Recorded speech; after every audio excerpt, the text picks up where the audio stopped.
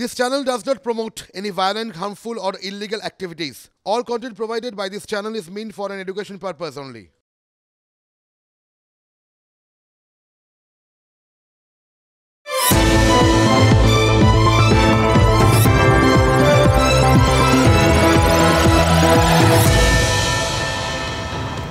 টাকা লাগে দেবে গৌরী সেন, কথাটা শুনেছেন নিশ্চয়ই।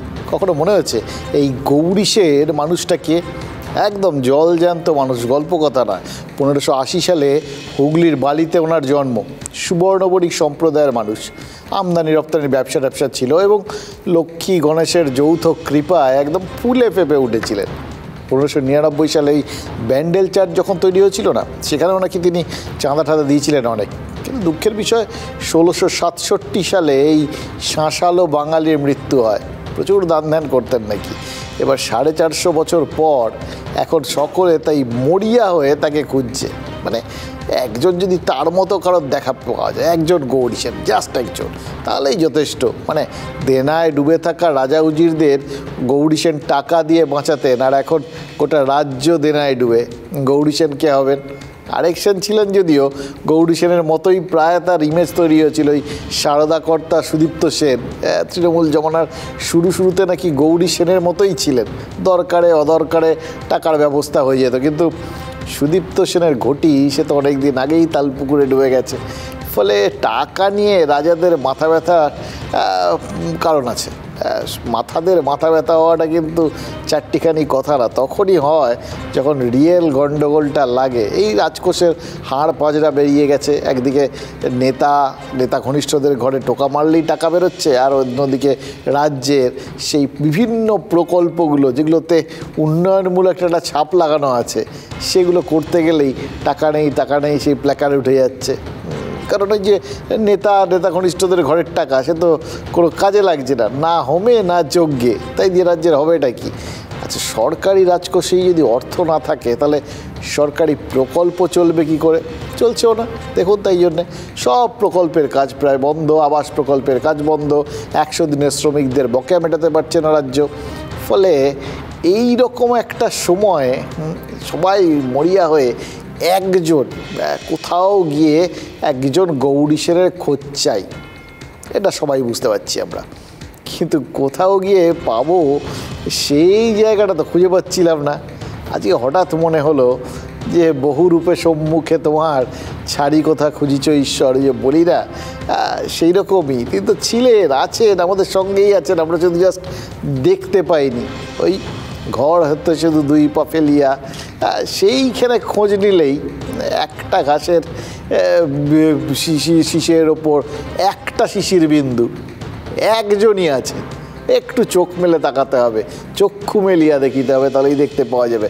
বিশ্বাস করুন, এই রকমই একজনকে আজকে দেখতে পেয়েছি। অন্তত যে ইঙ্গিতটা দিলেন তাতে মনে হচ্ছে গৌরী সেন আমাদের হাতের কাছেই আছেন। 100 দিনের টাকা বন্ধ, 7,000 লোক কোটি টাকা বাকি আছে যারা 100 দিনের কাজ করেছেন। চিন্তা করবেন না, গভর্নমেন্ট অফ ইন্ডিয়া না দিলে আমি 1 তারিখ পর্যন্ত টাইম দিয়েছি, যদি ওরা না করে আমি মরে যাইনি, আমি আপনাদের সাথে ছিলাম, আছি, থাকবো। বুঝলেন, মুখ্যমন্ত্রী আজ বলে দিয়েছেন কেন্দ্রের সরকার না দিলেও তিনি আছেন, তিনি ছিলেন, তিনি আছেন, তিনি থাকবেন।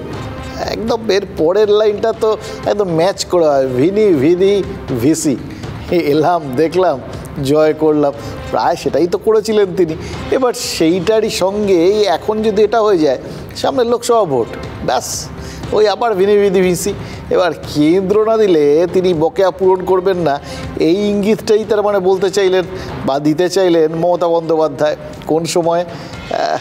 এইটা হচ্ছে গণ্ডগোলের জায়গা। অনেকে আবার তুলনাটা টেনে ফেলবেন, জানেন তো, সব কথার তুলনা যখন তখন তো টানা যায় নাকি। কিন্তু মুশকিল হচ্ছে নিন্দুকেরা তো তাই করবে, সবাই বলবে প্রশ্নটা করে ফেললে হয়তো কেউ। ডায়মন্ড হারবারে ঠিক যেরকম অভিষেক করেছেন সেরকম, মানে এরকমই কি ইঙ্গিত? এরকম প্রশ্ন তোলার লোকের তো অভাব নেই। তাই এইরকম ইঙ্গিত কোথাও একটা এসে যেতেই পারে, বলা যায় না। ওই যেরকম করে কেউ তো একজন বলে দিয়েছিল, এ রাজা তোর কাপড় কোথায়, হোক বাচ্চা ছেলে বলেছিল তো, তাকে এরকম বলে দেওয়ার মতো লোক। প্রশ্ন হচ্ছে, কেন্দ্র যদি টাকা না দেয়, মুখ্যমন্ত্রী কোথা থেকে টাকা দেবেন? এটা কিন্তু মামুলি কোনো প্রশ্ন নয়, লাখ টাকার প্রশ্নও নয়, কোটি কোটি, কয়েক হাজার কোটি টাকার প্রশ্ন আর কি। কারণ বকেয়ার হিসেবগুলো যদি ধরেন, সে তো বেশ কয়েক হাজার কোটি টাকাই হবে, তাই না? লোকসভায় তৃণমূলের দলনেতা সুদীপ বন্দ্যোপাধ্যায় বোধহয় দলনেত্রীকে এই কোটি কোটি টাকার চিন্তামুক্ত করতে চেয়েছিলেন। আর সবাই ন্যাচারালি তারা অত্যন্ত ঘনিষ্ঠ মুখ্যমন্ত্রীর, তার শুভচিন্তক, ফলে তারা নিশ্চয়ই ভাবছিলেন যে এই এত হেডেক মাথার মধ্যে নিয়ে নিলে বা এত টাকা খরচ করে বসলে রাজ্যের এই অবস্থা আরও তো খারাপ হয়ে যাবে। তখন না টেনশন বেশি বেড়ে যায়। এই কারোরই কোনো সময়ই টেনশন বেশি করা ঠিক নয় আর কি। শুভানুধ্যায়ীরা তো তাই চান। সেই জন্যই তিনি ওই কোনো একটা রাস্তা বার করতে চেয়েছিলেন। সরাসরি ঠিক করেছিলেন যে যদি ওরকম করতেই হয়, ওই সেখানে গিয়েই করবো আর কি, মারিত গন্ডার লুটিত ভাণ্ডার, সেরকম আর কি। সরাসরি প্রধানমন্ত্রীকে প্রশ্ন করে বসেছেন, পশ্চিমবঙ্গের বকেয়াটা কীভাবে মেটাবেন, কবে মেটাবেন? নরেন্দ্র মোদী নাকি বলেছেন সুদীপ বন্দ্যোপাধ্যায় যেন সিএজি রিপোর্টটা দেখে নেন। এবার এটা ফলাও করে সুদীপ বন্দ্যোপাধ্যায় বলছেন বটে, হ্যাঁ কী বললেন একবার প্রধানমন্ত্রী এই ফলাও করে বলার আগে সেটা খতিয়ে দেখেছিলেন তো? উনারা আমার আজকে রাষ্ট্রপতি ভাষণের বসার আসনটা একেবারে খুবই কাছাকাছি ছিল, এক হাতের মধ্যে। তা আমি তখন তাকে জিজ্ঞাসা করলাম, স্বয়ং মুখ্যমন্ত্রী এসেছিলেন, সাংসদদের নিয়ে সেখানে কথা হলো, তার তো একটা সিদ্ধান্ত চূড়ান্তভাবে পৌঁছে তার একটা ফল জানানো দরকার, টাকাটা আমাদের দিয়ে দেওয়া দরকার। উনি বললেন যে সিএজি রিপোর্টটা আপনি একবার পড়ে দেখুন, তারপরে আবার কথা বলুন। এর বেশি আর কথা হওয়ার সুযোগ ছিল। সুদীপ বন্দ্যোপাধ্যায়ের কথা শোনার পর থেকে কি ভাবছিলেন জানেন? ভাবছিলাম গত 20শে ডিসেম্বর ওই যে প্রধানমন্ত্রীর সঙ্গে যেদিন মুখ্যমন্ত্রীর বৈঠক হয়েছিল, সেই বৈঠকেও কি তাহলে প্রধানমন্ত্রী এরকমই কোনো ইঙ্গিত দিয়েছিলেন নাকি? মানে নরেন্দ্র মোদী আজ সুদীপ বন্দ্যোপাধ্যায়কে যে কথা বলেছেন বলে শুনছি, সেই কথাটার বদলে অন্যরকম কোনো কথা সে ডিসেম্বরের 20 তারিখে মুখ্যমন্ত্রীকে বলেছিলেন, নাকি একই কথা বলেছিলেন? এই কথার মধ্যে যেহেতু ভাঁজ আছে, তাই জন্য বলছি, একটা ভাঁজের সমস্যার সমাধান যদি না হয় তাহলে তো সেটা কোথাও গিয়ে ধাঁধা হয়ে যায়। তো ধাঁধা তো যতক্ষণ না সমাধান হয়, লোকে কিন্তু সেটা শুনিয়ে যায়। তুই পারলি না, আচ্ছা তুই বল দেখি, এরকম একটা হয় না, সেরকম ব্যাপার। তো সেই রকমই কোথাও গিয়ে কি এরকমই 20 তারিখেও দিয়েছিলেন, সেটা কিন্তু প্রকাশ্যে আসেনি নাকি? সেদিন প্রধানমন্ত্রী বলেছিলেন যে খোঁজ খবর নিয়ে দেখবেন, তারপর জানাবেন। সেজন্যই কি আগামীকাল পর্যন্ত অপেক্ষা করে বসে আছেন মমতা বন্দ্যোপাধ্যায়? অবশ্য অপেক্ষা করে যে কোনো লাভ হবে না, সেটা কিন্তু বেলা বাড়তেই বুঝিয়ে দিয়েছে বিজেপি। প্রধানমন্ত্রীর কথায় যে আসলে একটা ইঙ্গিত ছিল, ছোট্ট হিন্ট, সেখান থেকেই বিজেপি রাজ্য সভাপতি শুরু করেছেন। বালুরঘাটের সাংসদ সুকান্ত মজুমদার, তিনিও তো সংসদের অধিবেশনে যোগ দিতে দিল্লিতেই আছেন। পুরোটাই যে আসলে দিল্লি কা লাড্ডু, সেটা তিনি একদম পরিষ্কার করে দিয়েছেন। তিনিও ওই সিএজি রিপোর্টকেই অস্ত্র করেছেন আর কি। মানে যেখানটায় ইঙ্গিতটা ছেড়েছিলেন, যেখানে শেষ করেছিলেন প্রধানমন্ত্রী, সুকান্ত মজুমদার সেখান থেকেই শুরু করেছেন যে সিএজি রিপোর্ট দেখতে সুদীপ বন্দ্যোপাধ্যায়কে প্রধানমন্ত্রী পরামর্শ দিয়েছিলেন। সেই রিপোর্টে কি আছে সেটাই সুকান্ত জানিয়ে দিয়েছেন। বলেছেন বাংলায় নাকি 1,95,000 কোটি টাকার গড়মিল হয়েছে, এটা ওইটা কি রিপোর্টে আছে। মমতা বন্দ্যোপাধ্যায়কে যে ধর্নায় বসতে হবে এরপরেও, সেটা বুঝতে আর কোনো অসুবিধা আছে নাকি? দ্বিতীয় ইউপিএ সরকারের আমলে দেশে 1,76,000 কোটি টাকার স্পেকট্রাম কেলেঙ্কারির অভিযোগ উঠেছিল। মনে রাখতে হবে সেটা ছিল সারা দেশ মিলিয়ে অভিযোগ। সুকান্ত মজুমদাররা বলছেন সেই দুর্নীতির থেকেও বেশি টাকার দুর্নীতি নাকি এই রাজ্যে হয়েছে, আর তার হিন্টস সেটা নাকি ওই সিএজি রিপোর্টেই রয়েছে। পুরো ব্যাপারটা সিএজি রিপোর্টে রয়েছে এবং সেটাই নাকি ইঙ্গিতে প্রধানমন্ত্রী বলে বোঝাতে চেয়েছেন। মানে প্রধানমন্ত্রীও আসলে কিভাবে কোন জিনিসটাকে বলটা দিয়েছিলেন সুদীপ বন্দ্যোপাধ্যায়, ভাবলেন আমি এমন একটা ইয়র্কার মেরেছি সোজা মিডল স্ট্যাম্প পুড়ে যাবে। প্রধানমন্ত্রী যে সেটাকে এক পায়ে গিয়ে ফুল টাচ করে নিয়ে আসলে কোথাও ছক্কা মেরে দিয়েছেন, সেটা বোধহয় সুদীপ বন্দ্যোপাধ্যায় টেরও পাননি। যারা কাজ করেও টাকা পাননি, সারা বাংলায় রটিয়ে দিন, তারা যেন আমি একটা ধর্ণা করছি 2 তারিখ থেকে বাবা সাহেব আম্বেদকরের মূর্তির নিচে আপনারা সবাই এসে ওখানে জড়ো হন। ধর্ণাযুদ্ধ পোক্ত করতে মালদা থেকেই বঞ্চিতদের ডাক দিয়েছিলেন মমতা বন্দ্যোপাধ্যায়। তখন কি আর জানতেন পাল্টা অস্ত্র হিসেবে ক্যাগ রিপোর্টকে হাতিয়ার করবে বিজেপি? 2022 সালের মার্চে সংসদে পেশ হওয়া ক্যাগ রিপোর্ট হাতিয়ার করে সুকান্ত মজুমদারের দাবি, ক্যাগ যে রিপোর্ট লোকসভাতে পেশ করেছে 2021 মার্চ পর্যন্ত, তাতে পশ্চিমবঙ্গ সরকার, তৃণমূল কংগ্রেস পরিচালিত পশ্চিমবঙ্গ সরকার মানুষের প্রায় 2 লক্ষ কোটি টাকা চুরি করেছে, হিসেব দিতে পারেনি ক্যাগ বারবার বলা সত্ত্বেও। মূলত 3টি ক্ষেত্রে কারচুপির অভিযোগ তুলেছেন বিজেপি রাজ্য সভাপতি। 1,95,000 কোটি টাকার ইউটিলাইজেশন সার্টিফিকেট না দেওয়ার অভিযোগ। 3টি ডিপার্টমেন্টের নাম এক্ষেত্রে সবার আগে উঠে এসেছে। রুরাল ডেভেলপমেন্ট, যার জন্য মমতা বন্দ্যোপাধ্যায় রোজ চেঁচামেচি করেন, 100 দিনের টাকা দেওয়া হচ্ছে না, এরকমটা এই টাকা দেওয়া হচ্ছে না, ওই টাকা দেওয়া হচ্ছে না। আরবান ডেভেলপমেন্ট আর স্কুল এডুকেশন। 3,400 কোটি টাকার আপৎকালীন তহবিলের টাকা 9/6-এর অভিযোগ। 3,465 কোটি টাকা পার্সোনাল অ্যাকাউন্টের নামে 9/6-এর অভিযোগ। এই 3,400 কোটির 1/3 বেশি টাকা মমতা বন্দ্যোপাধ্যায়ের নিজের মিনিস্ট্রি অর্থাৎ হোম মিনিস্ট্রি এই কন্টিজেন্ট ফান্ড বলে তুলে নিয়েছে, তার বিল ট্রেজারিতে জমা দেওয়া হয়নি। সুকান্তর সঙ্গে সাংবাদিক বৈঠকে বসেছিলেন বিজেপি নেতা গৌরব ভাটিয়াও। 2G দুর্নীতিকেও নাকি হারিয়ে দিচ্ছে বাংলার দুর্নীতি, দাবি করছেন গৌরব। जब एक नोशनल वैल्यू 2G घोटाले को दी गई थी तो वो भी 1,76,000 करोड़ के आसपास था। तब कांग्रेस की भ्रष्टाचारी सरकार केंद्र में थी और पश्चिम बंगाल एक प्रदेश से 2 लाख करोड़ रुपए से ज्यादा का घोटाला हो जाता है। Why shouldn't we call it the mother of all scams? Sukanta গৌরব যখন দিল্লিতে সোচ্চার, তখন নদিয়ার শান্তিপুরে মুখ্যমন্ত্রী। ওদের নিজেদের জিজ্ঞেস করো কত লক্ষ লক্ষ কোটি টাকা গরিবের টাকা দিয়ে নিজেদের ধন সম্পত্তি বানিয়ে, আমি সেটার উত্তর দিই। ভোট আসছে, ভোটের আগের ধর্ণা পর্ব। খেলাও হবে, খেলতে হবে, খেলা হবে, খেলতে হবে, খেলতে গেলে জিততে হবে। আমরা রেডি, বল এলেই ছক্কা হবে। রাজনীতির খেলা, বঞ্চিতদের কি হবে? একটা কথা না খালি মনে হয়, জানেন তো, যে কথাটা বারবার বলি, এটা রাজনৈতিক নেতারা ডেফিনেটলি আমাদের থেকে অনেক ভালো জানেন, কারণ তারা নিজেরাই তো এটা করেন। তারা যে কথাটা বলেন তার পেছনে অন্য মানে লুকিয়ে থাকে। তাদের ফেস ভ্যালুতে কোনো কথা নিলে ঠকতে হবে, এটা রাজনৈতিক নেতারা নিজেরাই আবার ঠকে যান, জানেন তো। এই দেখলাম সুদীপ বন্দ্যোপাধ্যায় কি শুনেছিলেন, কি বললেন, কি চেয়েছিলেন আর কি হলো। বল করতে চেয়েছিলেন, উল্টে বল তো তুলে দিলেন কোথাও গিয়ে সুকান্ত মজুমদারের হাতে। তাই তো হলেও দেখলেন যা যা হিসেব দিল। কিন্তু একটা জিনিস বুঝলাম, মুখ্যমন্ত্রীর বক্তব্যও শুনলাম, সব অতগুলো টাকা ওগুলো নাকি সব বিজেপি ইধার উধার করেছে আর কি।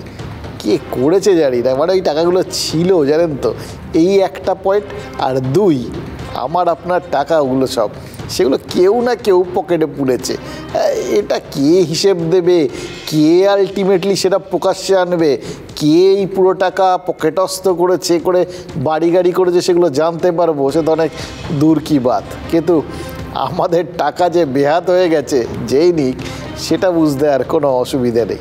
এবার আপনি আমি একটু দুঃখ পেতেই পারি মনে, যদি এই টাকাগুলো শেষ পর্যন্ত কোনো দিনই আপনি আমি আমাদের ব্যাঙ্ক অ্যাকাউন্টে দেখতে পাবো না, দেখতে পাওয়ার কথাও না। আমাদের কিছু কার্যকরী জায়গায়, কিছু উন্নয়নমূলক জায়গায় হয়তো এই টাকা পয়সাগুলো ইউটিলাইজড হতো, সেগুলো দেখতে পেতাম, পাবো না। এটা তো আমাদের অভ্যেস হয়ে গেছে। আমাদের জন্য যে জিনিসগুলো, সেই জিনিসগুলো যে আলেয়ার মতো যেই আসছে দেখছি, গিয়ে পৌঁছলাম দেখলাম নেই, সেটা তো আমাদের অভ্যেস হয়ে গেছে। দেখুন, এমনিতে এর মধ্যে আরেকটা জায়গা রয়েছে যেটা একটা বেশ পুরনো অভিযোগ আর কি। এটা আমাদের সবারই একটা অদ্ভুত হিসেবের ক্ষেত্রে এটা আমি দেখেছি, অ্যালার্জি আছে। মানে যে ক্ষেত্রে এই তৃণমূলের ক্ষেত্রে বলছি, যেটা সুকান্ত মজুমদার বললেন, যে তৃণমূল আমলে রাজ্যের সরকার বহু ক্ষেত্রেই ইউটিলাইজেশন সার্টিফিকেট মানে খরচের হিসেবটা দেয়নি। আর সেই জন্যই 2 বছর আগের সিএজি রিপোর্টে তার উল্লেখ রয়েছে। টাকার অঙ্কে সেটাই 1,95,000 কোটি টাকা। এই বিপুল পরিমাণ টাকা কোথায় কিভাবে খরচ হয়েছে এই হিসেবটাই রাজ্য দিতে পারেনি, আর সেই জন্যই নাকি এত বড় একটা দুর্নীতির অভিযোগ বিজেপি তুলে ফেলছে। শুধু তাই না, তারা মমতা বন্দ্যোপাধ্যায়ের সৎ ইমেজটাকেও মনে হচ্ছে ধাক্কা দিতে চায়। সেই জন্যই কোথাও গিয়ে যে স্ক্যামটা নিয়ে, দেখুন এই 2G স্ক্যাম কিন্তু সেইবারের লোকসভা ইলেকশানে ডিসাইডিং ফ্যাক্টর হয়ে গেছিলো, ইধার উধার করে দিয়েছিল। সেই রকম একটা স্ক্যামকে গোটা দেশের প্রেক্ষাপটে যে স্ক্যাম কাজ করেছিল সেই স্ক্যামটাকে তুলে একটা রাজ্যের মধ্যে ভরে দিয়েছেন। তার থেকে বড় স্ক্যাম বানিয়ে দিয়েছেন, বা তার থেকে বড় স্ক্যাম মানে পরিষ্কার বলে দিচ্ছেন এটা মাদার অফ অল স্ক্যাম। ভাবুন এইরকম একটা পরিস্থিতি বাংলাকে শুনতে হচ্ছে।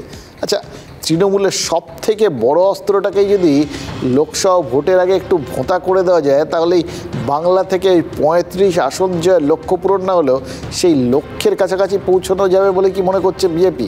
তারা যে শটে শটটাক নীতি নিয়েছে তা আরও ভালো করে বুঝতে পারছি সুকান্ত মজুমদারের কথা শুনে। রাজ্য বিজেপি সভাপতি আজ বলেছেন যে রাজ্য সরকার যদি টাকা খরচের হিসেব দিতে না পারে তাহলে তিনিও পাল্টা ধর্নায় বসবেন। আর যখনই শুনলাম না মনের মধ্যে হঠাৎ টিং করে রামায়ণ বেজে উঠল। আজকাল শয়নে স্বপনে জেগে ঘুমিয়ে সব সময় রামায়ণ দেখছি। আমাদের ওই ছোটোবেলায় পড়া রামায়ণ সে তো কবে ভুলে গেছি। আমাদের রামায়ণ সেটা তো ওই রামানন্দ সাগরের রোববার দিন যেটা দেখতাম আর কি।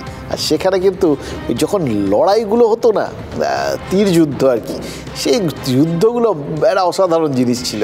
এ পাশে একজন তীর ছুড়লেন, তীরটা আবার ব্যাকগ্রাউন্ড মিউজিক থাকতো, ড্যাঁ ড্যাঁ ড্যাঁ ড্যাঁ করতে করতে যেত। ওপাশ থেকে আবার আরেকজন একটা পাল্টা তীর ছুড়লেন, দুটো তীর এসে একদম মুখোমুখি collision, head to head collision আর কি। আর তারপরে একটা ফস করে একটা শর্ট সার্কিট হয়ে যেরকম আগুন ছিটকে ওঠে সেরকম ছিটকে উঠতো, মাঝে মধ্যে তারাবাতির মতো বিভিন্ন স্টাইলে সেগুলো ছিটকাতো, আর তারপর দুটোই ফুস করে নির্জীব হয়ে লুটিয়ে পড়তো। অর্থাৎ দুদিক থেকেই সেম অস্ত্র আর কি, অস্ত্র দিয়ে অস্ত্র কাটা।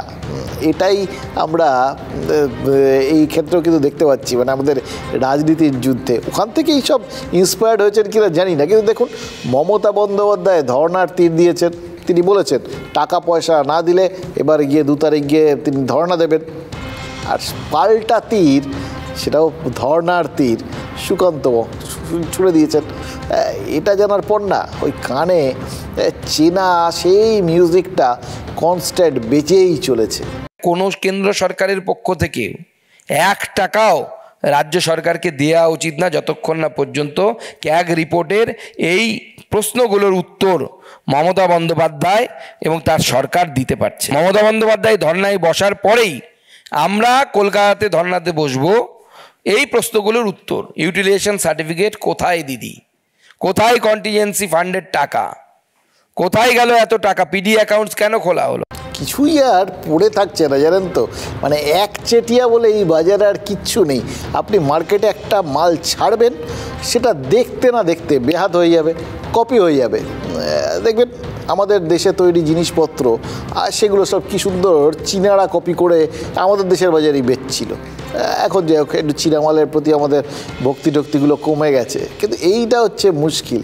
এই বিজেপির বিরুদ্ধে ধর্নাকে হাতিয়ার করেছিল তৃণমূল, এখন তৃণমূলের বিরুদ্ধেই ধর্নাকে পাল্টা হাতিয়ার করতে চাইছে বিজেপি।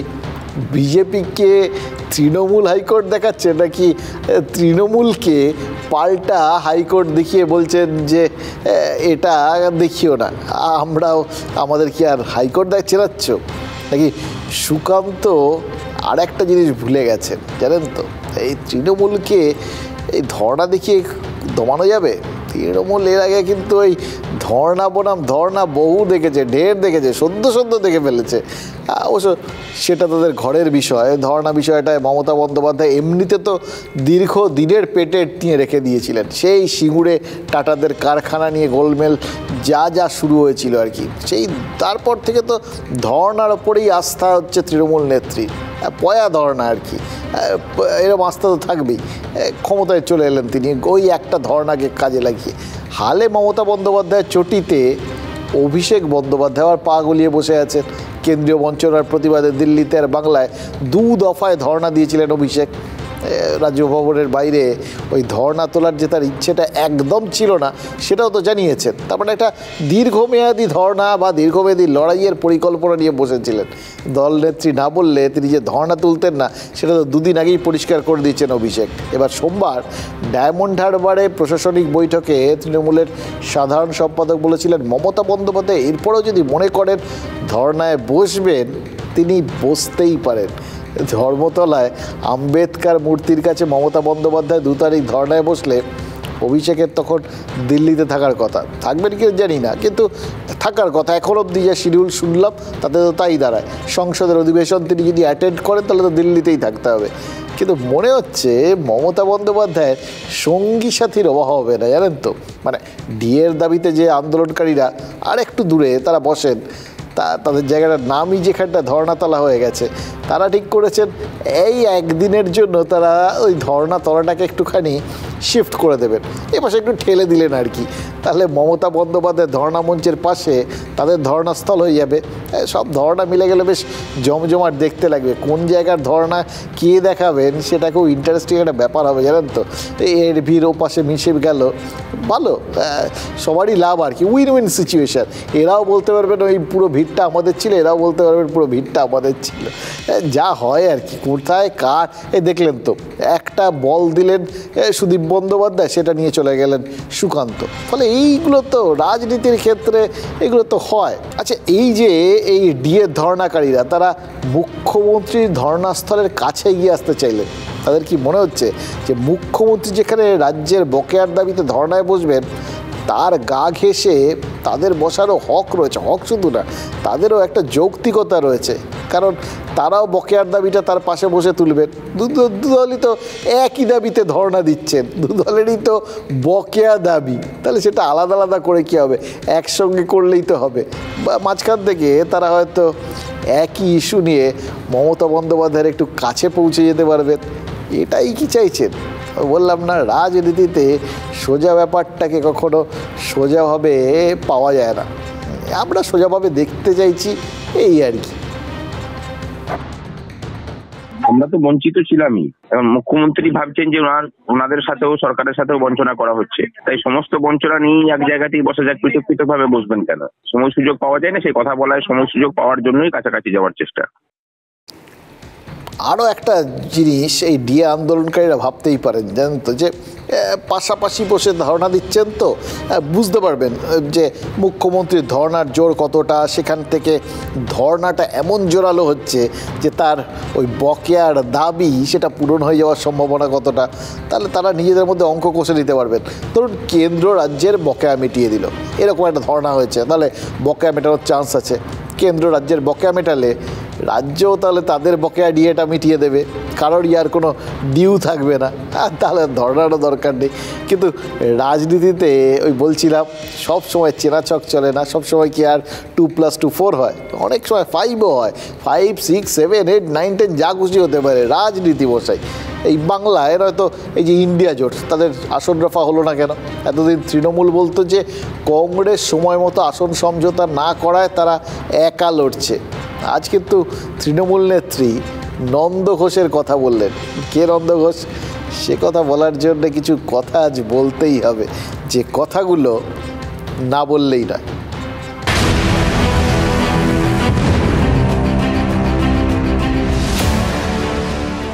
যত দোষ নন্দ ঘোষ। এবার তৃণমূলের কাছে নন্দ ঘোষকে না, এই প্রশ্নের উত্তর দিতে পারলে কোনো পুরস্কার নেই, কারণ উত্তরটা তৃণমূলের এই 13 বছরের রাজত্বকালে সবার মুখস্থ হয়ে যাওয়ার কথা। জানা প্রশ্নে আবার কেউ মানে উত্তর দিয়ে কেউ আর কি প্রাইজ টাইজ কবে পেয়েছেন। এই সরকারের আমলে যখনই কোনো সমস্যা তৈরি হয়েছে তৃণমূল বলেছে 34 বছরের বাম শাসনই তার জন্য দায়ী, বামেরাই নন্দ ঘোষ। এটাতে আমরা দোষ দেখি না, জানেন তো, মানে এটাই হয়, সবাই তো কাউকে একটা টার্গেট করে আসে, এই বামেদের বিরুদ্ধে লড়াই করে, বামেদের টার্গেট করে আক্রমণ করে, এই পুরো যে আজকের দিনের যে তৃণমূলের মসনদে বসা, তৃণমূল সাম্রাজ্যের পতন বিস্তার, সবই তো এই বামেদের অ্যাটাক করে। সেই হ্যাংওভার এত সহজে কাটা যায় নাকি? লোকে বলছেন বটে যে 12 বছর হয়ে গেছে, এখনও বামেদের দিকে চলবে। এবার তো এই 12 বছরের মধ্যে তারা কী করেছেন তার হিসেব নিকেশ বোঝানোর সময়। এটা তারা বলছেন, তাদের অন্য চিন্তা ছিল, সেই সমস্ত ভেবে তারা ভোট ঠোট দিয়ে 12 বছর আগে এনেছিলেন। শুধু তাই না, তারপরের বছরও জিতিয়ে এনেছেন, তারপরের বছরও জিতিয়ে এনেছেন, এই অবধি তো ঠিক আছে। কিন্তু যাদের জিতিয়ে এনেছেন তাদের মনে তো খালি বাম বাম বাম বাম বাম নাম ঘুরছে। হ্যাঁ, এর থেকে বেরোনোটা খুব কঠিন। আজকেই এই মালদার সভায় মমতা বন্দ্যোপাধ্যায় পরিষ্কার এটা বুঝিয়ে দিয়েছেন যে এই বাংলা ইন্ডিয়া জোটের দিনের আলো না দেখার কারণ সেই বামেরা। মমতা বন্দ্যোপাধ্যায় আজ বলেছেন যে কংগ্রেসের সঙ্গে তাদের ভালো আন্ডারস্ট্যান্ডিং ছিল, কিন্তু সেই বোঝাপড়া নাকি সিপিআইএমের কারণে নষ্ট হয়ে গেছে। সিপিএম বিজেপির 1 নম্বরের দালাল। দেখেননি 34 বছর এরা আজকে কংগ্রেসের সাথে আমাদের আন্ডারস্ট্যান্ডিং ভালো ছিল, যদি কেউ খারাপ করে থাকে তার নাম সিপিএম পার্টি। সিপিএম আজকে সবচেয়ে বড় দালাল হয়েছে ওদের। আমি তো 2টো সিট দিতে চেয়েছিলাম মালদায়, একটাও এমএলএ নেই, বলে হবে না। আমি বললাম কটা চাই? 42। 42-এ 42টাই হারবে আর বিজেপি জিতবে, আর বাংলা এসে তারা মস্তানি করবে। আমি হতে দেব না, আমার ক্ষমতা আছে, হিম্মত আছে, আমি বিজেপিকে লড়তে পারি। আন্ডারস্ট্যান্ডিং অটুট থাকলে তিনি মালদায় কংগ্রেসকে 2টো আসন ছাড়তে চেয়েছিলেন। ভাবুন তো, মমতা বন্দ্যোপাধ্যায়ের এই 2টো আসনের তত্ত্ব প্রথম থেকে আমরা শুনে যাচ্ছি। 2টো আসন তারা ছাড়তে চেয়েছিলেন, তার মানে মালদাতেই 2টো আসন ছাড়তেন, সেটাই তো বললেন। আর যদি মালদাতেই 2টো আসন কংগ্রেসকে দিতেন, তাহলে বহরমপুর লোকসভা আসনটায় কী হতো? সেখানে কি অধীর চৌধুরীর বিরুদ্ধে প্রার্থী দিতেন তৃণমূল নেত্রী? মানে বাকি সব আসনের রফা হলেও বহরমপুরে কি জোট ধর্ম পালন করতেন না মমতা বন্দ্যোপাধ্যায়? দেখুন, এবার বামেদের যে একটাও আসন ছাড়বেন না, এই কথা প্রথম থেকেই তিনি বলেছিলেন, কিন্তু অধীর চৌধুরীর জন্য যে আসন ফাঁকা রাখবেন না, এই কথা তো আগে বলেননি। তাহলে কি বামেদের থেকেও অধীর চৌধুরীর ওপর তার বেশি রাগ? এবার তাহলে তো নতুন করে প্রশ্নটা ভাবতে হবে, প্রকৃত নন্দ ঘোষ কে বলুন তো, সিপিআইএম নাকি অধীর চৌধুরী? কার জন্য আসন সমঝোতা করতে পারলো না তৃণমূল? আমরা একাই লড়বো। বিজেপিকে কেউ যদি ভারতবর্ষে পরাস্ত করতে পারে সেটা তৃণমূল কংগ্রেস করতে পারে, আর কেউ করতে পারে না। ममता जी ने कहा है, मैंने पढ़ा है कि 42 सीटों पर वो लड़ेगी। जब हम गठबंधन में हैं, गठबंधन में लेन देन होता है, एक तरफा फॉर्मूला नहीं हो सकता। कांग्रेस पार्टी नहीं कह सकती है ये हमारा फॉर्मूला है। বিজেপির সুবিধে করার জন্য বাম কংগ্রেসের প্রয়োজন নেই তো।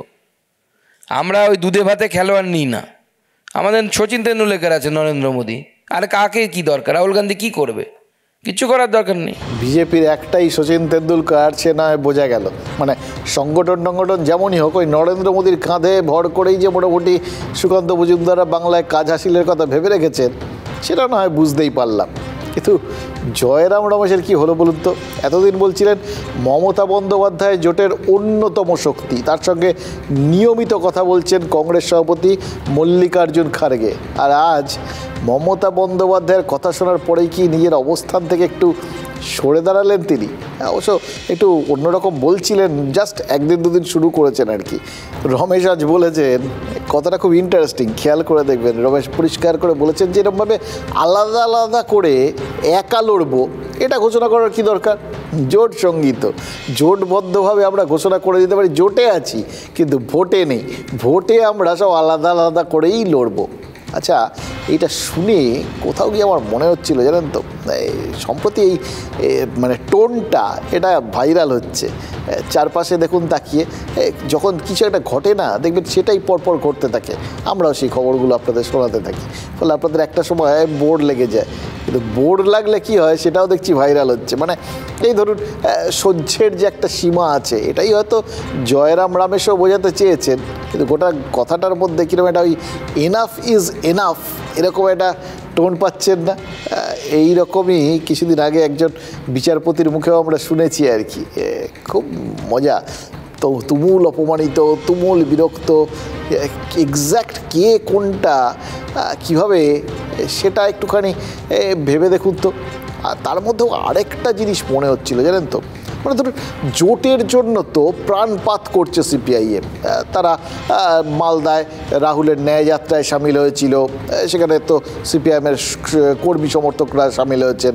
কাল মুর্শিদাবাদের রাহুল গান্ধী, অধীর চৌধুরীদের সঙ্গে সিপিআইএমের মোহাম্মদ সেলিম, সুজন চক্রবর্তীদের হাঁটার কথা। তৃণমূল পাশে না থাকলেও বন্ধুকৃত্যে কোনো রকম কার্পণ্য করছে না, বুঝিয়ে দিচ্ছে যে তারা জান হাজির আর কি এই জোটের স্বার্থে। গান্ধীজির মৃত্যুদিনে মহাত্মাকে শ্রদ্ধা জানিয়েছে, মিছিলে কর্মীদের পাঠিয়েছে, কাল সেখানে সশরীরে নেতারা থাকবেন। এই রকম একজন বন্ধু থাকতেও তাদের কি হ্যাঁটা করে দিলেন জয়রাম রমেশ। মানে দেখুন, এরা তো কোথাও গিয়ে জোট চাইছেন, কিন্তু জাস্ট তৃণমূল তারা বলল যে জোটটা করবে না, বা কোথাও গিয়ে তারা নিজেদের ওই দুটোর বেশি সিট তারা ছাড়বে না, এরকম শর্ত ফর্ত দিয়ে দিল। মনের দুঃখে অভিমান করে পুরো 3-4 জনের জন্যই পুরো জোটের 12টাটা বাজিয়ে দিলেন। হ্যাঁ, জয়রাম রমেশ বামেদের কথা একবারও তার মাথায় এলো না যে বামেরা তো জোটটা চাইছে, কিন্তু যেহেতু তৃণমূল থাকবে না তাই বলে দিলেন সবাই মিলে জোট নেই, ভোটে সেটা ঘোষণা করে দিক। তাহলে কি জোট সঙ্গী হিসেবে এই ভোটে বামেদের কোনো নম্বরই দিচ্ছেন না কংগ্রেসের নেতারা? বাংলায় জোট সঙ্গী হিসেবে তাহলে বামেদের থেকেও তৃণমূল কি তাদের বেশি পছন্দ ছিল? এবার তাহলে তো বামেদের ভেবে দেখতে হবে গোটা পরিস্থিতিতে তারা আসলে ঠিক কি। মোদির হাত থেকে, বিজেপির হাত থেকে দেশকে মুক্ত করার যে লড়াই চলছে, এটা আমাদের দেশের দ্বিতীয় স্বাধীনতার লড়াই চলছে। সুতরাং এই দাবিকে আমরা সমর্থন করি। আমরা যে যাব এটাও আমরা অনেক দিন আগে থেকে জানি। আর প্রচুর খেলিয়ে, প্রচুর ঘুরিয়ে জয়রাম রমেশরা যতই ইঞ্জেকশন মেরে পিংপং বলকে ফুটবল দেখানোর চেষ্টা করুন, মমতা ব্যানার্জি শেষমেশ কংগ্রেসের ওই ন্যায় জোড়ো যাত্রায় যাবেন না, কারণ আরএসএসের ইনস্ট্রাকশন আছে, এটাও আমরা জানি। তো তৃণমূল কংগ্রেস নিশ্চিতভাবে একাই চলবে। আর কংগ্রেস এবং সিপিএম তারা তো প্র্যাকটিক্যালি এই রাজ্যে বিজেপির দালালি করছে, বিজেপির বি টিম সি টিমের ভূমিকা পালন করছে। যুব ফ্রন্টের নাম ছিল ইনসাফ যাত্রা এবং এটা ন্যায় যাত্রা। ভাষা আলাদা হতে পারে, কিন্তু উদ্দেশ্য হচ্ছে এক। যারাই বিজেপি তৃণমূলের বিরুদ্ধে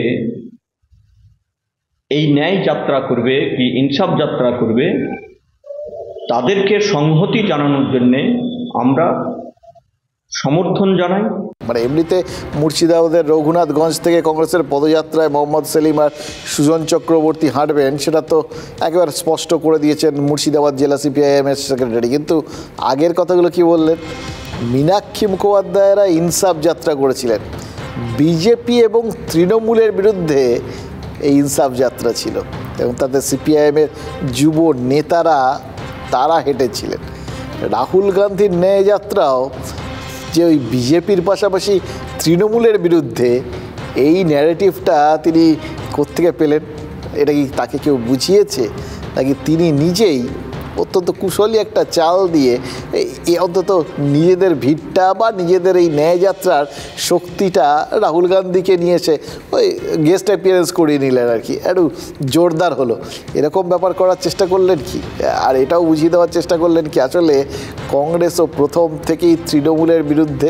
জামির মোল্লারা কি কংগ্রেসের সঙ্গে তৃণমূলের যাবতীয় বোঝাপড়াটা এই ফাঁকে ঘেঁটে দিতে চাইছেন, এবং পাশাপাশি তাদের থেকে যতটুকুনি পাওয়া যায় জোটে যে আর কোনো ফল হবে না সেটা তাদের বোধহয় মনে হয়েছে, ভোটে যে তাদের সঙ্গে থাকবেন না সেটাও কোথাও গিয়ে জয়রাম রমেশের বক্তব্য থেকে পরিষ্কার হয়ে যাচ্ছে।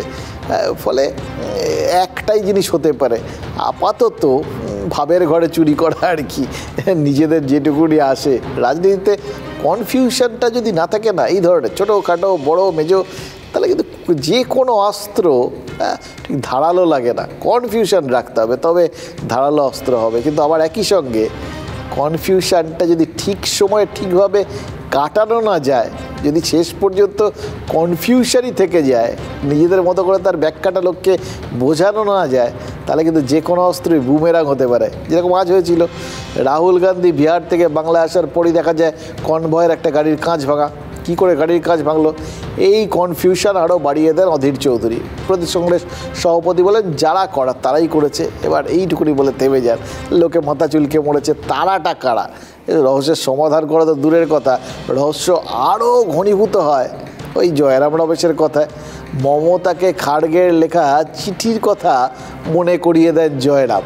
যারা ভাঙার তারাই ভাঙছে। প্রতি পদে অপমান করা, তাকে প্রতিবন্ধকতার মুখে ঠেলে দেওয়া, তার বক্তব্য বলতে না দেওয়া, সভা করতে না দেওয়া, যত রকমের বিরোধিতা করা সম্ভব সব রকমের বিরোধিতা কিন্তু এখানে হচ্ছে। কেউ পিছু থেকে ঢিল মেরেছে, পুলিশকে প্রশাসনিক দায়িত্ব কারোর নির্দেশে পরিচালিত হয়। हमारे पोस्टर फाड़े गए थे जलपाईगुड़ी में, आज शीशा टूटा गया है, पर ये चलता रहता है। इससे इंडिया गठबंधन कमजोर नहीं होगा। খাবার জায়গার পারমিশন দেয়নি, মিটিংয়ের জায়গার পারমিশন সরিয়ে দিয়েছে, এমনকি গাড়ির কাঁচ পর্যন্ত ভেঙে দিয়েছে।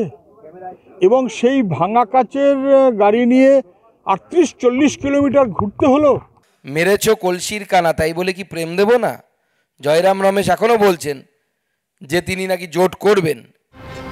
দেখুন, ওই বললাম ঠিক যেরকম করে জামির মোল্লা ওই ন্যায় যাত্রার সঙ্গে ইনসাফ যাত্রাকে মিলিয়ে দিয়ে নিজেদের ইনসাফ যাত্রার কলেবরটাকে বড় করে দেখানোর চেষ্টা করেছিলেন, কংগ্রেস নেতারাও কিন্তু কোথাও গিয়ে তারা যে কীভাবে অত্যাচারের শিকার হচ্ছেন, সবাই অশ্বত্থমা হত ইতিগজটার বলেননি আর কি, কোথায় হয়েছে সেটার ধার ধারেননি, কিন্তু জাস্ট ভাঙা হয়েছে সেটার কত রকম ন্যারেটিভ যে যার মতো করে দিয়ে দিলেন। ভাবুন তো, জাস্ট ধোঁয়াশার মধ্যে রেখে দিলেন, দিয়ে যা বলার বলে দিলেন। আপনি এবার কি বুঝবেন?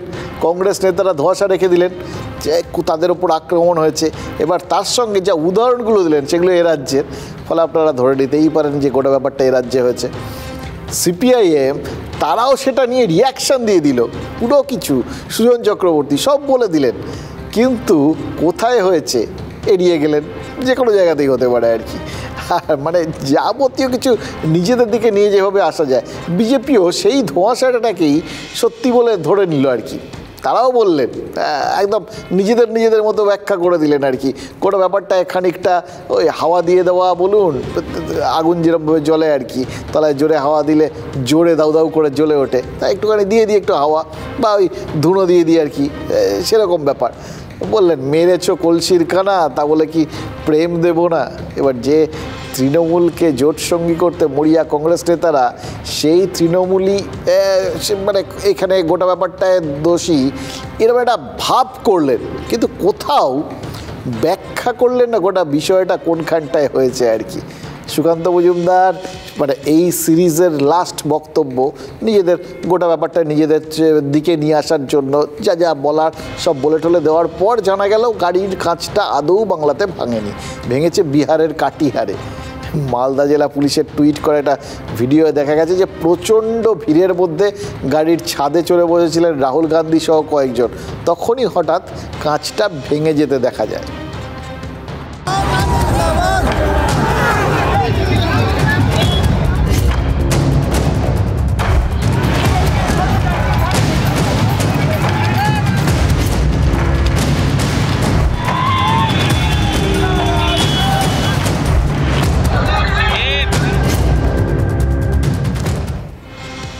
একটা ছবি, ভাঙার একটা কারণ, ভাঙার একটা জায়গা, কিন্তু ব্যাখ্যা কমপ্লিট অন্য। রাজনৈতিক নেতারা কিভাবে আমাদের সামনে গোটা বিষয়গুলোর পসরা সারিয়ে বসে থাকেন দেখেছেন তো? এমন কি মানে দেখুন, এরকম বিভিন্ন পসরা তো আমরা প্রতি মুহূর্তে দেখতে পাই, কিছু কিছু এরকম পসরা সাজানো যেগুলো দেখে আপনি একদম পুরো ঝাঁপ দিয়ে পড়বেন এরকম সিচুয়েশান হবে, তার তলায় কিন্তু অ্যাটলিস্ট কন্ডিশনস অ্যাপ্লাই কতটা লেখা থাকে। এখানে সেসবের কোনো ব্যাপারই নেই আর কি, ওখানে খুব ছোট্ট করে লেখা থাকে, এখানে হয়তো পুরো ইমাজিনারি কালিতে লেখা থাকে, আপনি খুঁজেই পাবেন না, কিন্তু যা বলা সেটা বলা হয়ে যাবে। সব ভাববাচ্ছে খেতে দেওয়া হোক, বাজার যাওয়া হোক, সেই ছোটোবেলার ব্যাপারগুলোর মতো আর কি, সবাই যে যার মতো করে নিজেদের বাকি ব্যাপারগুলো করে ফেললেন, আর লোকজন যা বোঝার বুঝে গেল, কিন্তু গোটা ব্যাপারটা আসলে ওই উড়োখই গোবিন্দায় নমঃ আর কি, যেখানে গিয়ে লাগে লক্ষ্যটা সবার ওই এক। এই মালদা জেলা পুলিশ কাটিহারের এই ভিডিও পোস্ট করার পরেও কিন্তু ভবি বলেনি, মানে কংগ্রেস হাইকমান্ডের পক্ষ থেকে টুইট করে পরে বলা হয়েছে যে মালদায় এক অনুরাগী গাড়ির সামনে চলে আসা নাকি আচমকা ব্রেক কষতে হয়, আর তাতেই গাড়ির কাঁচ ফেটে যায়। তাহলে কি বাংলা বিহার সীমানা সব গুলিয়ে ফেললো কংগ্রেস? এদিকে বিহারের কাটিহার, এদিকে রাজ্যের হরিশ্চন্দ্রপুর, এই ভৌগোলিক সীমানাটা গুলিয়ে দেওয়াটা কিন্তু খুব সহজ। এই জন্যই কি কংগ্রেস বলছে যে মালদায় পৌঁছানোর পর ভিড়ের মধ্যে দুর্ঘটনা ঘটে গেছে? এটাও আবার একটা নতুন প্যাচ। বললাম না, রাজনীতিতে আপনি প্রত্যেক মুহূর্তে একটা করে এরকম প্যাচ পাবেন যেগুলোতে আপনি বেরোতে পারবেন না। ধরুন বলা যায় না, সীমান্ত তো গাড়ির চাকাটা, দুটো চাকা, সামনের দুটো চাকা হয়তো বাংলায় চলে গেছিলো, পেছনের দুটো চাকা তখন বিহারে রয়েছে। এবার যারা যেদিকে দেখালে ফয়দা, কেউ বলবেন বাংলায় ঘটেছে, কেউ বলবেন বিহারে ঘটেছে। আমি বলছি মানে এই রকম বিভিন্ন কিছু হতে পারে।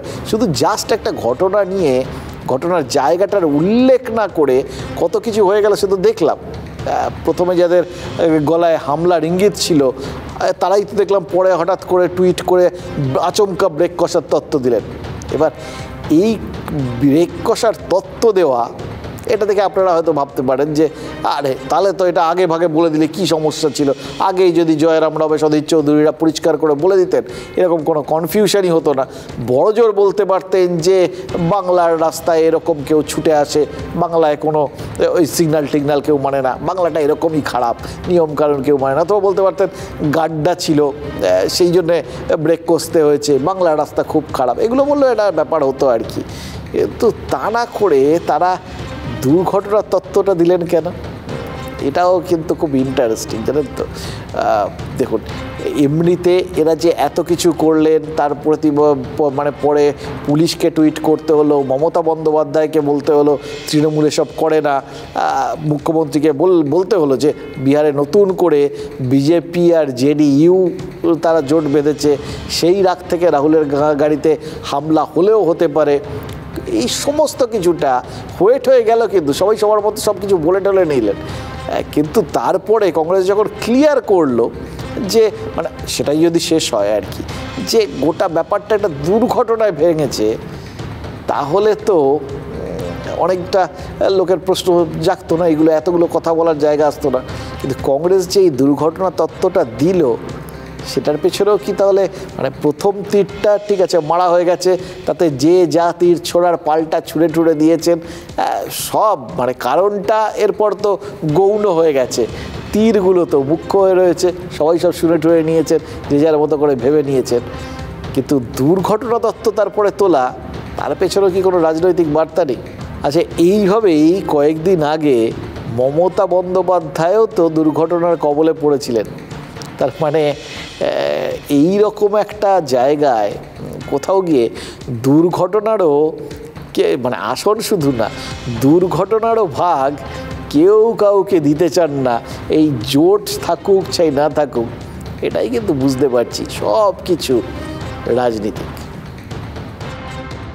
রাহুলের নামটাই আমি বলে দিই, আমার থেকে ছোট, ওর গাড়িতে নাকি কে কাঁচ মেরেছে। পরে আমি খোঁজ নিলাম, কারণ আমরা তো এসব পছন্দ করি না, আমরা করিও না। এসব করে ফর নাথিং নাটক করে কী লাভ? পরে খোঁজ নিয়ে দেখলাম বাংলায় নয়, ওটা কাটিহারে কিষানগঞ্জে হয়েছে। গ্লাস ভাঙা অবস্থায় ওরা বাংলায় ঢুকেছে। বিজেপি আর নীতিশ এক হয়েছে, ওদের রাগ থাকতেই পারে, কিন্তু আমাদের এখানে যেন কোনো দুর্ঘটনা না ঘটে। কনফিউশন কংগ্রেস একা তৈরি করেনি, তৃণমূলও করেছে। প্রথমে নাকি ঠিক ছিল যে মুর্শিদাবাদ থেকে বাই রোড নদিয়ায় যাবেন মমতা বন্দ্যোপাধ্যায়, সেই মতো নদিয়ার কালীগঞ্জ থেকে কৃষ্ণনগর পর্যন্ত জাতীয় সড়কের বিভিন্ন জায়গায় ফ্ল্যাগ ফেস্টুন দিয়ে সাজিয়েও ফেলেছিলেন তৃণমূল কর্মীরা। অনেক টাকা পয়সা খরচ হয়েছিল নিশ্চয়ই, কিন্তু আজ ঠিক হচ্ছে হেলিকপ্টারে মুর্শিদাবাদ থেকে নদিয়া যাবেন মুখ্যমন্ত্রী। আর এটা শোনার পরেই ক্ষুব্ধ তৃণমূলের বিধায়ক নাসিরউদ্দিন আহমেদ। অকারণে বেশ কিছু টাকা জলে গেল বলে তার মনে হচ্ছে। সত্যি তো, রাজ্যে যখন টাকা পয়সার এরকম অভাব, বকেয়া টাকার জন্য ধর্নায় বসতে হচ্ছে মুখ্যমন্ত্রীকে, তখন এরকম অকারণ যদি টাকা খরচ হন, যারা মমতা বন্দ্যোপাধ্যায়ের প্রকৃত ফলোয়ার, তাদের গায়ে তো লাগবেই। আমরা ভেবেছিলাম যে উনি সড়ক পথে আসবেন, তো উনি হেলিকপ্টার এলে ওনার শারীরিক অবস্থা ভালো নয়। কিন্তু এটা আমাদের আগে থেকে জানানো হলে, যেমন আমাদের কালীগঞ্জে আমরা প্রায় পুরো কালীগঞ্জ ব্লকটা পতাকা এবং ফেস্টুন দিয়ে বহু টাকা খরচ করে সাজিয়েছিলাম, এবং হাজার হাজার লোক ছিল, তাহলে একটু আশা হতো। একদম আশা হতে পারে। দল থেকে অনেক খরচাটা হয়ে গেল, অনেক টাকা খরচা হবে। চারিদিকে এত কনফিউশন যখন হয়েই রয়েছে তখন আমরাই অবাক যাই কেন? চলুন না আপনাদের জন্য একটু কনফিউশন তৈরি করে দিই। ধরুন প্রশ্ন করলাম, বনের রাজা বাঘ তারা যদি বনে না থাকে তাহলে কি হয় বলুন তো? আপনারা মাথা চুলকোবেন তো, অত চুলকোনোর দরকার নেই, বলে দিচ্ছি। আম আদমি আমরা কখনো কনফিউশন বেশিক্ষণ রাখতে পারি না, পরিষ্কার করে দিই। পেটের মধ্যে গুড় করে, আমরা কি নেতা নাকি? পরিষ্কার ব্যাপার। বনে যদি রাজা না থাকে, বনের রাজা, তাহলে তো বিশৃঙ্খলা তৈরি হয়। যারা রাজা সাজার যোগ্যই নয়, যারা হয়তো আপনার আমার মতোই একদম সাধারণ, তারা সবাই রাজা সাজতে চায়। যারা বাঘ নয়, যারা আম আদমি, তারা যদি এরকম আমরা সবাই রাজা বলে রাজা সাজার প্রতিযোগিতায় নেমে পড়ে, তাহলে রাজায় রাজায় যুদ্ধ হয়, তাতে আবার উলুখাগড়ার প্রাণ যায়। কিন্তু মাঝখান থেকে রাজার গুরুত্বও যায়, রাজা একা হয়ে যায়, বা রাজার ফেরার পথ একটুখানি কনফিউশনের ভর্তি হয়ে যায়। কারণ ওই লড়াইয়ের মধ্যে থেকেই কিন্তু আবার বলে, আসল যে কোনো লড়াইয়ের ময়দান থেকেই ভবিষ্যতের নেতারা উঠে আসে। ফলে বলা যায় না ওই সবাই রাজা হয়ে বিভিন্ন রকম লোকজন আম আদমি হলেও বাঘ সে যে লড়ে ফেললো, তার থেকে যদি কেউ সত্যি সত্যি বাঘ হয়ে যান, তখন তো সেই যে বাঘ অরিজিনাল রাজা, সে যেখানেই গিয়ে থাকুক তার ফেরার রাস্তাটা বন্ধ হয়ে যায়। এইরকম ভাবনা চিন্তার থেকেই কি কোনো বাঘ তাকে আবার একটুখানি পিছু টেনে ধরে, যেতে পারি কিন্তু কেন যাব, এরকম মনে হয়। এই যে ধরুন সন্দেশখালীর বাঘ, যাকে এখনও পুলিশ বা ইডি ধরতে পারলো না। পুলিশ ইডি কেন, ওই যৌথ সিবিআই পুলিশের যে যৌথ সিট, তারাও তো ধরতে পারেনি। কিন্তু তা সত্ত্বেও দেখুন, বাঘ যেতে পারি কিন্তু কেন যাব ওর মতো পরিস্থিতিতে চলে গেছে। গ্রেফতারি এড়াতে মরিয়া হয়ে গেছে। আর যারা গ্রেফতার করতেই পারছে না, তাদের গ্রেফতারি এড়াতে মরিয়া হওয়ার দরকার কি? মনেই তো হচ্ছে এদের সে সাধ্যই নেই বাঘের কাছে পৌঁছানো। এটা ভাবতেই পারতো, বাঘের তো বাঘ সুলভ একটা ভাবনা চিন্তা, একটা দম্ভ, এরকম একটা থাকা উচিত, তাই না? পাত্তাই দেবে না। তা না, সেই বাঘ ইডি আদালতে গিয়ে বারবার জামিনের আবেদন করছেন। এটা দেখে তো সবাই অবাক হয়ে যাবেন যে এইরকমভাবে গ্রেফতারি এড়াতে মরিয়া কেন। যদিও ইডি আদালত তার আবেদনটা খারিজ করে দিয়েছে, এবং সেখানে কিন্তু তখন থেমে থাকেনি। বারাসাত আদালতে গিয়ে অ্যাপিল করেছেন শাহজাহানের আইনজীবী। মোদ্দা কথা হচ্ছে, শাহজাহান ওরফে বাঘ, সন্দেশখালীর বাঘ, যে করে হোক একটা রক্ষা কবচ চাইছেন। হয়তো বুঝতে পারছেন যে এভাবে বেশি দিন যদি দূরে থাকেন, তাহলে একটা সময় কিন্তু ওই ভেবে দেখেছো কি, তারা যত আলোকবর্ষ দূরে, সেরকম তিনিও তার ওই অভয়ারণ্য থেকে অনেক আলোকবর্ষ দূরে চলে যাবেন, আর ফেরত আসতে পারবেন। এসকেপ ভেলোসিটি নিয়েই ভাগতে হবে আর কি। আর কোনো রকমভাবে যদি ফিরে আসেন, তাহলে তো তার বাঘত্ব আর কিছু থাকবে না, কারণ তখন কেউ তাকে লকআপে পড়ার জন্য পাগল হয়ে যাবে। তাই আগে ভাগে নিজেকে সিকিউর করতে চাইছেন, শুধু ওই পুলিশ প্রশাসন বা ইডিসিবির কাছ থেকে নয়, একই সঙ্গে নিজের সাম্রাজ্য বাঁচানোর জন্য। এরা খেয়াল করে দেখবেন, মারি জিনিসটার মধ্যে না একটা বেশ প্রচুর ভয়, একটা আতঙ্ক আছে। ছোটোবেলায় বলতে শুনতাম, মেরে দেবো, আর সবাই বেশ ভয়টায় পেয়ে যেত। একবার মেরে দিলেই তারপর দেখতাম মারপিট হয়ে গেছে, কারণ মার খেয়ে কিন্তু যে লোকটা মার খেলো তার ভয়টা ভেঙে যায়। মার তো খেয়েই গেছি, এবার পাল্টা মেরে দিই, এই জায়গাটা তৈরি হয়। এই জন্য ভয়টা কখনো ভাঙতে নেই, একবার ভেঙে গেলে তারপর আর তার কার্যকরিতা থাকে না। ফলে ঠিক সেরকমভাবেই কোথাও গিয়ে বাঘ বুঝেছে, একবার যদি তার বাঘত্ব নিয়ে প্রশ্ন ওঠে, তাহলে কিন্তু ভবিষ্যতে বাঘের সম্মান পাওয়াটা খুব মুশকিল। সবাই কি আর বীরভূমের বাঘ? ওই দেখলেন তো কোথায় রয়েছেন, কত আলোকবর্ষ দূরে প্রায়। সে রাজনীতির হিসেবে তো আলোকবর্ষেই দেখতে হবে বাংলার থেকে তিহারের দূরত্বটা, তাই না? তারপরেও তার জন্য বীরের আসন, বাঘের আসন সব ফাঁকা করে রাখা হয়েছে। এলাকায় পোস্টার পড়তে শুরু করে দিয়েছে। তার জন্য যারা বাঘ সাজতে চেয়েছিলেন তাদের নির্বাচন হয়ে গেছে। কিন্তু এরকম পরিস্থিতি কি শাহজাহানের জন্য নয়? সেই জন্যই কিন্তু জামিনের নির্দেশ সঙ্গে নিয়ে যেভাবেই হোক এলাকায় ঘুরতে ফিরতে চাইছেন। নাকি তিনি বুঝতে পারছেন যে এই যে সবাই মিলে এলাকায় বিদ্রোহের সুর ছড়িয়ে ফেলছেন? খেয়াল করে দেখুন, এতগুলো মানুষ তারা বলছেন তাদের কিভাবে তাদের জমি বাড়ি এত কিছু সব নাকি কেড়ে কুড়ে নেওয়া হয়েছিল। এগুলো বাঘ এলাকায় থাকলে কারো সাধ্য ছিল? এর পেছনে কি বিরোধীরা, নাকি শিবু হাজরার মতো একান্ত একদা অনুগতরা যারা সাধারণ মানুষকে এগিয়ে দিয়ে এলাকা দখল করতে চাইছে? এইটা না মহা গোলমেলে জায়গা, জানেন তো। কেউ কাউকে বিশ্বাস করতে পারেন না, সবাই এক্ষেত্রে ঔরঙ্গজেব ভেতরে ভেতরে। সেই জন্যেই নিশ্চয়ই এইভাবে কোথাও গিয়ে বারবার জামিনের জন্য গলা ফাটাচ্ছেন সন্দেশখালীর বাঘ। কিন্তু সন্দেশখালীর মানুষ ওই শিবু হাজরার বিরুদ্ধেও কিন্তু সুর চড়িয়েছে। এভাবে জলে থেকে কুমির বা জঙ্গলে থেকে বাঘের সঙ্গে লড়ার বাসনা, বা যেই বাঘ সাজুক তার সঙ্গে লড়ার বাসনা সন্দেশখালীর মানুষের হলো কেন? কি করে সেই সাহসটা পেয়ে গেল? কোন মুহূর্ত থেকে সেই ভয়টা ভেঙে গেল? এগুলো কিন্তু একটা কারোর কাছে বড় কনফিউশন বলে মনে হচ্ছে।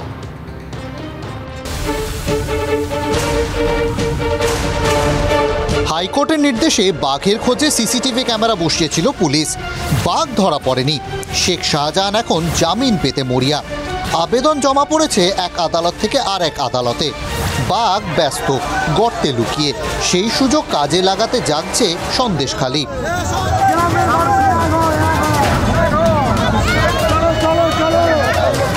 এতদিন ভয়ে সিটিয়ে থাকতো সন্দেশখালী, এবার খোলাখুলি প্রতিবাদ। আগেই শাহজাহানের অনুগামী শিবু হাজরার বিরুদ্ধে মুখ খুলতে শুরু করেছিলেন বিরোধীরা। এবার শেখ শাহজাহান ও তার দলবলের বিরুদ্ধেই জমি দখলের অভিযোগ তুলে বিক্ষোভ আছড়ে পড়ল সন্দেশখালীর বিডিও অফিস থেকে থানায়। অভিযোগ, ভেরির জন্য লিজে জমি নিলেও বছরের পর বছর টাকা দেননি শাহজাহান। প্রায় 150 বিঘা জমি কেড়ে নেওয়া হয় বলে অভিযোগ। কত বছর ধরে টাকা পাওনি? 2 বছর ধরে। 2 বছর ধরে কে টাকা দেয়নি? কে? কতটা জমি? আপনার কতটা জমি? আমার 1 বিঘা জমি। এ তো জোর পূর্ব ছাড়া কি, আমার খুন করে দেবো, করে দেবো, তুমি করে দেবো। আমি আমার ছেলেকে বললাম, বাবা সবাই যখন এই করছে দিয়ে দে, আর কি করবি বল বাবা। এদিন শাহজাহানের আরেক অনুগামী তৃণমূল নেতা উত্তম সর্দারের নেতৃত্বেই মিঠুন ভেরি ভরাটের কাজ শুরু হয়। তখনই রুখে দাঁড়ান জমিহারা আদিবাসীরা। ওসব মিথ্যা, ওসব বিজেপি সিপিএম ওরা শিখিয়েছে ঘোলা জলে মাছ ধরার জন্য। লিজ দিয়ে দেওয়া হয়েছে, 2 বছর ঘেরি করছি, 3 বছর কোথার থেকে আসবে। শাহজাহানের 2 সাগরেদ শিবু আর উত্তম, তাদের বিরুদ্ধে জনরোষ। পেছনে কে? সন্দেশখালীর বিরোধীরা জাগছে।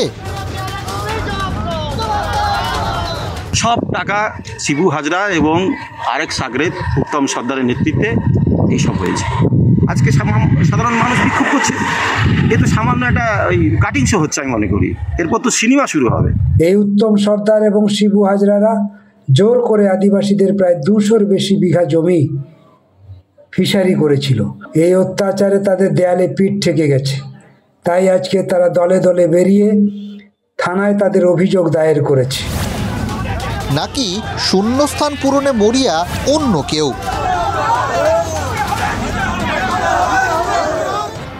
বাঘের পিঠে চড়ে বসলে কি হয় জানেন তো? বাঘের পিঠ থেকে নামা যায় না, কারণ নামলেই বাঘের মুখে পড়ে যাওয়ার ভয়। আবার বসেও থাকা যায় না, কারণ বাঘ তো প্রতি মুহূর্তে ফেলার চেষ্টা করবে। তাহলে কঠিন বিষয় পিঠে বসে থাকা। কিন্তু আমরা দেখছি সন্দেশখালীর এই প্রতিবাদীরা শুধু বাঘের পিঠে চড়ে বসেছেন তা নয়, বাঘের ল্যাচটাও সমানে মুচড়ে চলেছেন। কয়েকদিন আগেই শাহজাহানের বিরুদ্ধে 5 কোটি টাকা আত্মসাতের অভিযোগ করেছিলেন মাছ ব্যবসায়ীরা, প্রতিবাদ দেখিয়েছিলেন। আজ সম্পত্তি ফেরত চেয়ে আরেক দল মানুষ পথে নামলেন। এভাবে একের পর এক জায়গায় শাহজাহান বা তার অনুগামীদের বিরুদ্ধে এভাবে যদি প্রতিবাদের শটটা বড় হতে থাকে, এই প্রশ্ন তো উঠবেই, সাহসটা আসছে কোত্থেকে? সন্দেশখালীর মানুষ তারা কি সত্যি সত্যি বলে ফেলেছেন এনাফ ইজ এনাফ, বা শুনে ফেলেছেন কোথাও গিয়ে সবাই বলছেন এনাফ ইজ এনাফ? সেটাই কি তাদের মনে হচ্ছে যে এবার তাদেরও সেটা বলার সময় এসছে? অথবা ভেবেই নিয়েছেন যে এমনিতে পিঠে চড়ে বসে থাকলে তো আর নামতে পারবো না, তার থেকে নেমে পড়ে বাঘটাকে ভাগাই, এরকম কি সাহসী হয়ে গেছেন? তাহলে তো বলতে হবে প্রতিবাদ কিন্তু দাবানলের মতো একটা বিষয়, একটা থেকে কোথায় গিয়ে জঙ্গলকে জঙ্গল সামার করে দেয় তার কোনো ঠিক আছে? আর এইভাবে যদি পরের পর অভয়ারণ্য এই প্রতিবাদের আগুন পুড়িয়ে দেয়, প্রতিবাদের দাবানল সাফ করে দেয়, তাহলে বাঘ ফেরার কথা ভুলে যান, মানে নিজের জায়গা পুনর্দখল করার কথা ভুলে যান। ফিরতেই তো পারবেন না মশাই, তাকে তো এখন আগে এই ফেরার কথাটা নিয়ে বা কত দূরে চলে যাবে সেই কথাটা নিয়ে আবার নতুন করে কনফিউশনে পড়তে হবে।